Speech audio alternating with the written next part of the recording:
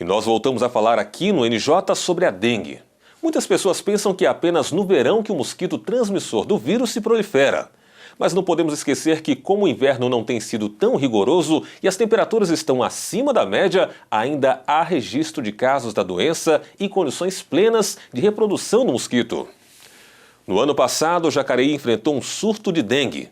Durante o inverno, foram confirmados 12 casos da doença e mais de 30 estão sendo investigados. E aí na sua casa, como estão os cuidados para prevenir a reprodução do mosquito da dengue?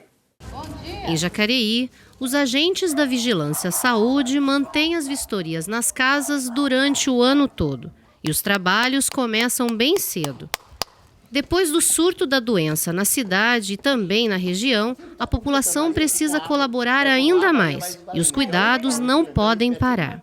Um período a população se envolve mais, faz o dever de casa mais, aí em outro período dá uma amolecida, diminui, mas a ideia é o combate mesmo do mosquito, que é o vetor da doença, através da eliminação dos criadouros, que na grande maioria dos casos se não estão normalmente está no quintal, no entorno da casa, ou de algum ponto comercial, onde tem atividade humana, que ali tem o sangue que ele precisa, que a fêmea do Aedes precisa, e também tem o lugar onde ela vai fazer a postura dos ovos. E aqui, graças a Deus, nós mantemos o nosso ambiente limpo, né? Água de cachorro trocada, água de passarinho troca todo dia. Não deixa a água parada no quintal. A gente não para, é o ano inteiro. De janeiro a dezembro, vai o ano inteiro, não diminui nada. O nosso trabalho não diminui. A missão dos agentes é percorrer as ruas de bairros previamente escolhidos e locais onde existe maior risco da proliferação do mosquito. Durante a visita, são procurados possíveis criadores do mosquito da dengue, como vasos de plantas, vasilhas de animais, garrafas, tambores para armazenamento de água, entre outros recipientes que possam acumular água. E ainda orientam a população sobre a prevenção. A nossa função principal é orientar, né? Entendeu? Sobre todo o risco da dengue que há na casa. Que as pessoas não esperem mais o poder público e retirar os criadores da sua casa. A obrigação é de cada um. Até porque nós não temos gente suficiente para estar em todas as casas, todos os dias. A dengue tem assustado a população da cidade. Para se ter uma ideia, em 2014, Jacareí registrou 126 casos autóctones da doença, casos que foram contraídos na cidade. E 65 casos importados, aqueles contraídos em outro município. Em 2015, apenas no primeiro semestre, Jacareí registrou 3.201 casos autóctones, 724 casos importados e foram confirmadas 3 mortes. Para o diretor da Vigilância, o aumento no número de casos é uma situação preocupante e afirma que é preciso o envolvimento de toda a sociedade. Então a gente está dependendo muito da população fazer aí, pelo menos uma vez por semana, uma cata nas coisas, não deixar nada que possa acumular água. Seu Luiz Carlos e a esposa aprovaram a visita dos agentes, tiraram dúvidas e vão continuar em casa o trabalho de prevenção. Ele aparece, explica pra gente, nós fica sabendo, já vamos prevenir. Vamos ajudar eles também, que eles chegando em casa, tá que nem hoje, aí, tá tudo tranquilo, não é verdade? Qualquer pergunta que eles perguntam pra gente está preparado para responder, você entendeu? Igualzinho quando ele fala do tambor, ele deixava o tambor lá, era um risco grande. Para ele, vazio, não tem risco. Trabalhar unido, a força que faz, né? A união, né? Tchau, obrigado. Tchau. Parabéns. Tchau. Obrigado, serviço. Tchau.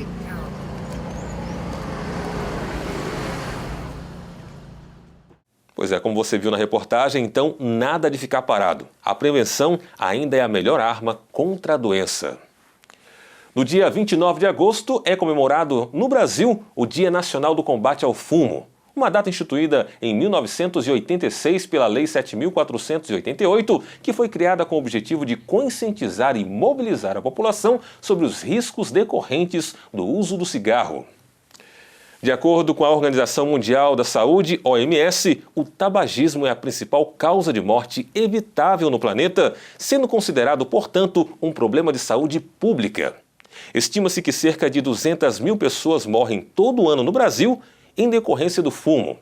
Esse valor salta para quase 5 milhões em perspectiva mundial. Desde que foram comprovados os malefícios do cigarro, fumar deixou de ser sinônimo de elegância. Hoje sabemos que são mais de 40 doenças relacionadas ao tabagismo, que diminuem o tempo de vida em 10 anos para os homens e 14 para as mulheres. Geralmente a fase que se inicia o cigarro é 16, é 15, é 14, é 13, é quando exige uma necessidade de autoafirmação, né? Então você é um tipo de uma muleta psicológica. O jovenzinho usa aquele cigarro assim, de repente para se impor um pouquinho no meio. Para se sentir incluído na turma, Tiago começou a fumar na escola aos 15 anos de idade. No início não comprava, mas com o passar do tempo já chegou a fumar 40 cigarros em um só dia. No começo eu não comprava cigarro, eu pedia cigarro para meus amigos e aos poucos eu fui fumando mais cigarros por dia. Até a hora que eu comecei a comprar maço, né?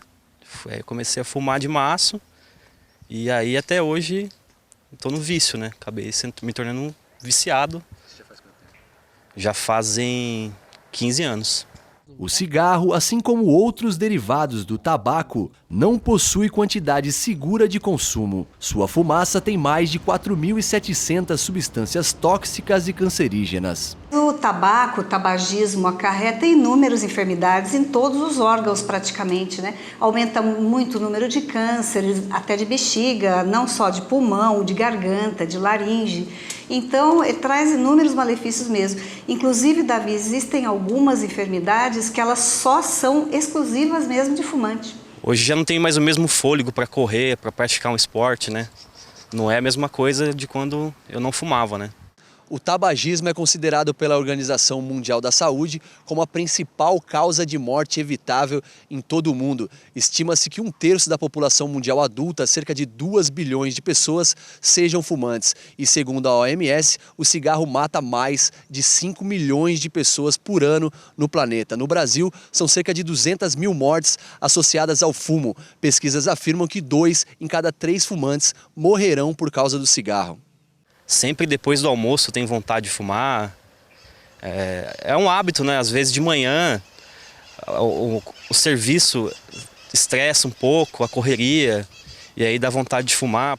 No Brasil, desde 1996, uma lei federal restringe o uso e a propaganda de produtos derivados de tabaco em locais coletivos, públicos ou privados. Com as novas leis de restrição ao tabaco, como está cada vez mais difícil você fumar em ambientes públicos, as pessoas também se incomodam com mais facilidade. Antigamente, se a pessoa fumava ou não no ambiente, era meio que problema dela. Hoje em dia, não. Se alguém acender um cigarro num ambiente público, alguém vai reclamar com aquela pessoa. O fumante passivo acaba tendo as mesmas complicações em termos respiratórios. É notório que crianças que crescem num lar onde as pessoas fumam, elas têm muito mais bronquite, muito mais rinite, muito mais asma brônquica, derivado exatamente daquele ambiente poluído que o cigarro traz. Tiago nos conta que já tentou parar de fumar algumas vezes, mas confessa que é sempre uma tarefa difícil negar um trago com os amigos. Já tentei parar de fumar algumas vezes e da última vez que eu tentei parar de fumar, inclusive eu fiquei 2 meses sem fumar. E aí vendo os colegas fumar, eu acabei dando um traguinho e aí eu voltei a fumar. É difícil porque é realmente uma dependência química. Então, fumar não é só uma questão de hábito, nem de força de vontade, nem estilo de vida. Existe uma dependência química e uma dependência psicológica associada ao hábito. Então, algumas pessoas só vão conseguir realmente parar de fumar fazendo um tratamento especializado. E às vezes, em um dia sem fumar, ele já sente uma respiração um pouco melhor. Uma semana ele vai sentindo outras coisas e realmente ele passa a se alimentar melhor. E as pessoas às vezes se queixam de que elas engordam quando param de fumar. Na verdade, elas não engordam, apenas os nutrientes são mais bem absorvidos, porque você não tem mais aquela toxina. O organismo gasta muita energia e trabalha muito para eliminar toda essa toxina que o cigarro traz. Dados do Ministério da Saúde apontam que de cada 3 fumantes, praticamente 1 parou de fumar nos últimos 9 anos no Brasil. o índice demonstra queda de 30% no número de usuários. É difícil parar de fumar, mas não é impossível. Hoje existem recursos, médicos, tratamentos médicos, psicológicos, que vão desde medicamentos antidepressivos, que são utilizados no combate ao tabagismo, até mesmo a reposição da própria nicotina e o acompanhamento psicológico para que a pessoa consiga, aos poucos, fazer essa mudança na rotina, que também é muito importante. Opções de tratamento para quem deseja parar de fumar não faltam, assim como informações sobre os malefícios do cigarro, mas a decisão de mudar de vida depende de cada um. Eu pretendo parar de fumar em breve, muito breve, assim. Eu tenho semana que vem, talvez. Já dando essa entrevista aqui, eu já tenho a vontade de, sabendo os malefícios mais ainda, como você andou pesquisando e tal, e me falou, né? Eu realmente me sinto mais motivado para parar de fumar o mais breve possível. O tão esperado retorno à elite do Campeonato Paulista de Basquete foi um desafio conquistado por Jacareí. Entretanto, a realidade do campeonato é bem diferente dos torneios disputados pelo time nos últimos tempos e o contraste de resultados é grande. Dá para perceber que a fase do Jacareí Basquetebol não é boa.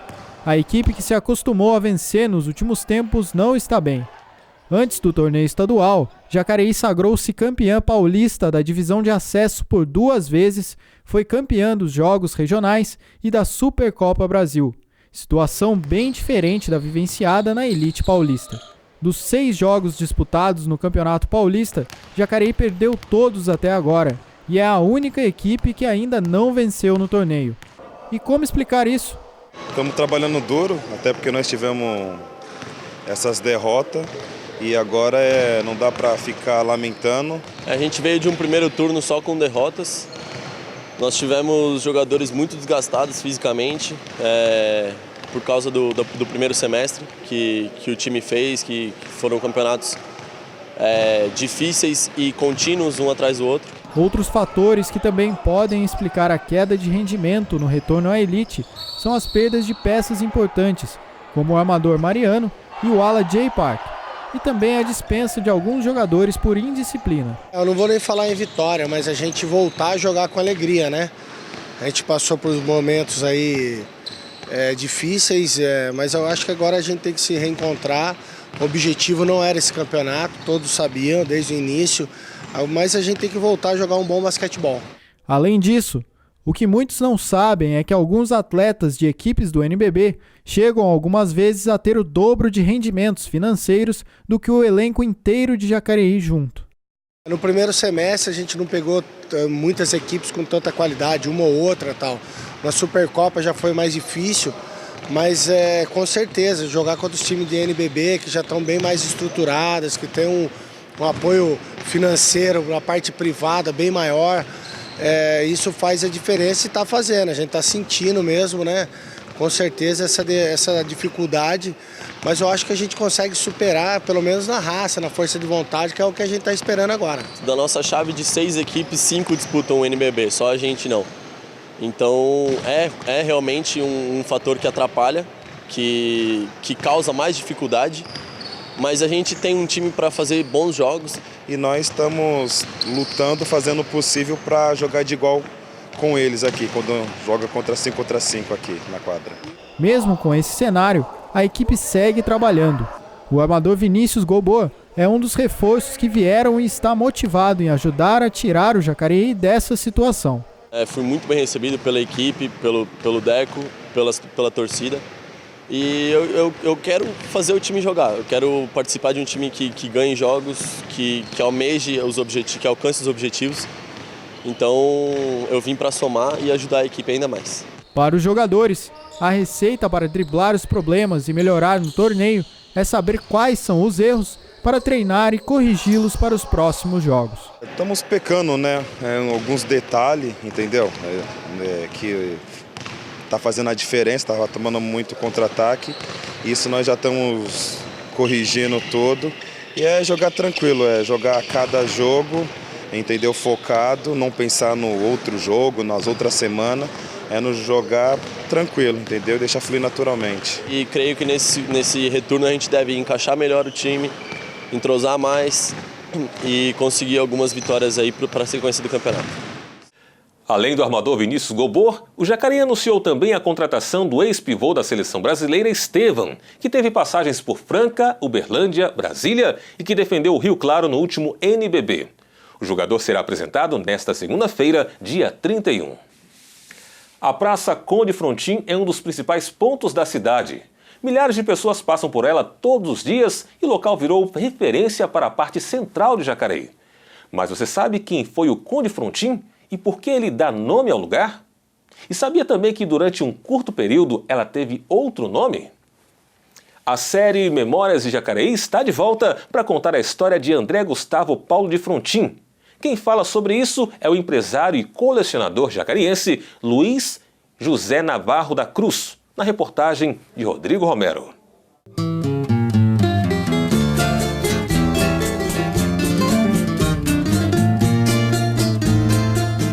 O que mais longínquamente se sabe da praça ali é que ali era uma região, quando não tinha urbanização nenhuma, era uma região onde passava um córrego, era cheia de acidentes topográficos, cheia de baixadas, de muito mato, enfim. Porque desde 1876 também já havia passado a estrada de ferro ali. Ainda na Bitola Estreita, um trenzinho que passava ali, e que depois, em 1905, ou 1906, eu acho que 1906, é que foi feita a transformação para a bitola larga, que é a bitola que se usa até hoje, né? Então também o fato de que ali passava o trem e foi construída uma estação ferroviária ali, tudo isso ainda no século XIX foi puxando o desenvolvimento da cidade para cá. Então alguma coisa já tinha se feito em termos de melhorar as condições, digamos assim, aterrar alguma coisa, tornar mais plano para poder ter um trânsito ali de carroças ainda, porque naquela época ainda os veículos eram todos de tração animal. O Dr. Pompílio Mercadante, que era médico, foi diretor clínico da Santa Casa, era um médico muito conhecido aqui, ele foi prefeito, era prefeito nessa época. Então, ele tinha um conhecimento com o diretor da Estrada de Ferro Central do Brasil, que era o engenheiro Paulo Frontin. E o Paulo Frontin era uma pessoa muito importante na cidade do Rio de Janeiro.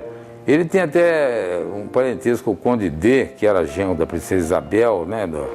E então tinha ligações até com a família imperial. E ele era uma pessoa muito importante. E o Dr. Pompílio Mercadante tinha uma amizade com ele e conseguiu dele uma composição ferroviária chamada lastro, que era uma composição para transporte de carga. E esse lastro ferroviário ia até lá o São Silvestre, pegava terra e trazia aqui para o aterro e urbanização maior da praça aqui.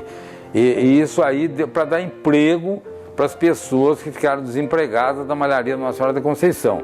Então, muito justamente, o nome dele foi dado à praça, com muita justiça, Praça Conde Frontin, né? Porque ele também, além de ser um engenheiro, ele tinha o título de conde. Agora, isso é importante só dizer o seguinte, até hoje tem o mesmo nome, mas ela não foi uma coisa contínua, porque na época da ditadura do Getúlio Vargas, entre 1937 e 1938, quando houve o chamado golpe de Estado Novo, que o Getúlio tornou-se realmente ditador, ele promulgou uma Constituição, né, em 1937 e criou um governo ditatorial que era chamado de Estado Novo, né? Esse governo durou até o final da Primeira Guerra Mundial, Segunda Guerra Mundial, até 1945, e quando o Brasil participou combatendo as ditaduras que haviam na Europa, né? O nazismo, o fascismo. Ficou uma coisa muito descabida um regime ditatorial aqui no país, sendo que o país tinha combatido as ditaduras no exterior. Então foi justamente quando houve a queda do Getúlio, né? E daí a praça era prefeito o professor Carvalho Rosa, que era um professor que veio para Jacareí, ele não era daqui, mas era um homem culto, era um homem popular, foi eleito prefeito, e ele que promoveu a volta do nome da Praça Conde Fontaine, porque nesse período do Estado Novo, a praça passou a se chamar Praça João Pessoa, porque veio ordem do governo federal naquela época, para o Brasil inteiro, que as cidades tinham que ter uma ou duas ou três praças públicas, ruas, vias públicas, com o nome de heróis da Revolução de 30, que foi a revolução que o chefe militar dessa revolução se não era o chefe total, era um dos principais, era o Getúlio Vargas, né? Então, o João Pessoa, como Siqueira Campos, que também dá nome a uma avenida aqui, tem São José também, tem Siqueira Campos, são nomes que foram colocados até por imposição nesse período do Estado Novo. Então, a praça passou a se chamar João Pessoa temporariamente e depois voltou a chamar-se novamente Conde Fontaine.